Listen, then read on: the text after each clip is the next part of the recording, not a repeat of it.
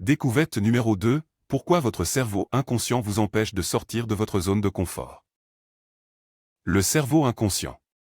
Cet acteur de l'ombre est sans doute celui le plus méconnu et pourtant le plus puissant régissant nos comportements et nos habitudes de vie. Tapi au plus profond de notre esprit, c'est lui qui dirige véritablement notre vie. Un véritable manipulateur de l'ombre.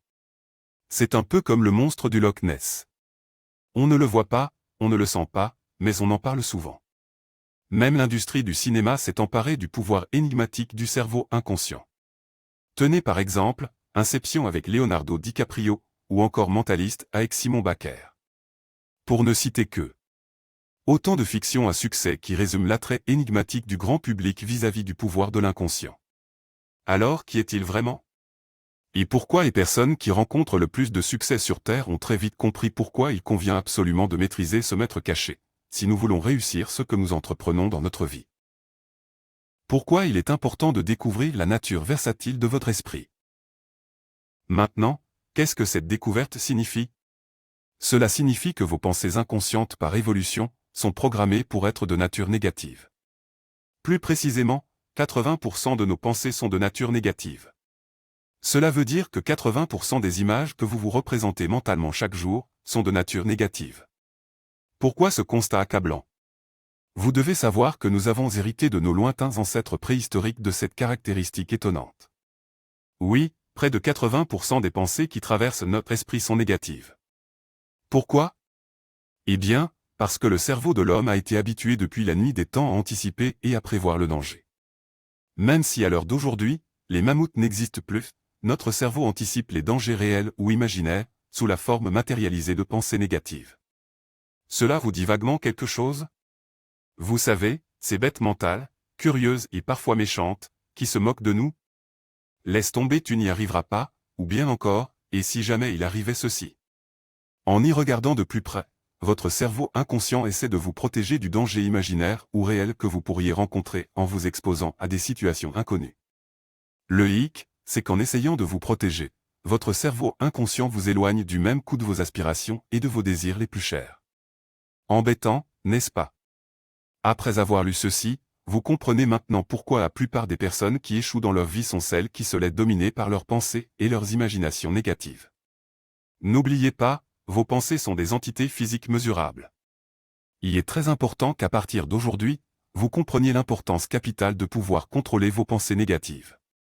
Et d'orienter aussi bien ce que vous pensez, mais aussi ce que vous imaginez, de façon positive. Si vous avez tendance à souvent imaginer par avance les catastrophes qui pourraient arriver dans votre vie, n'oubliez pas que votre cerveau inconscient va tout faire pour matérialiser ces pensées.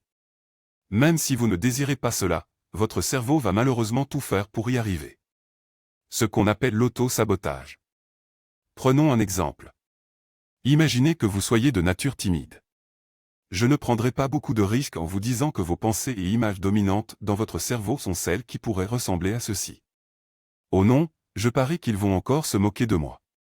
De toute façon, c'est toujours à moi que cela arrive, ce genre de choses.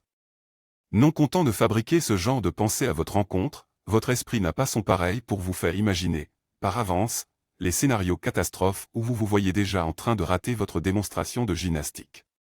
Ou encore que vous imaginiez par avance, vos camarades de classe en train de se moquer de vous, alors que vous essayez péniblement de vous exprimer devant votre auditoire. Plus vos pensées et images dominantes sont négatives, plus votre cerveau inconscient va tout faire pour que ces plans mentaux se réalisent à votre insu. Vous avez beau vous dire mentalement, je ne veux plus être le bouc émissaire de mes camarades de classe, cela ne doit plus continuer comme cela. Votre cerveau inconscient, lui, interprète cette phrase de façon totalement différente.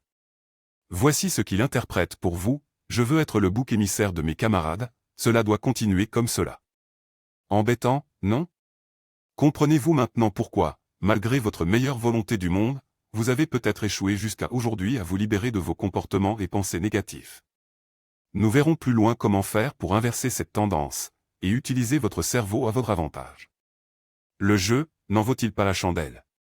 Nous allons apprendre ensemble à maîtriser les rouages de votre cerveau en apprenant à communiquer avec votre esprit inconscient en utilisant un langage positif et spécifique. En apprenant à reconnaître ce fait, vous allez pouvoir plus tard dans ce livre, apprendre à faire baisser le volume de ces invités indésirables dans votre esprit. Car ne vous y trompez pas, Les hommes et femmes qui réussissent à obtenir le succès dans leur vie sont ceux qui arrivent à faire taire leurs pensées négatives. Votre cerveau est un serviteur, et non un maître. Les gens qui obtiennent le succès apprennent à mettre leur cerveau à leur service. Les gens qui eux échouent et vivent malheureux sont esclaves de leur propre cerveau. Vous saisissez le principe? Cette différence est fondamentale.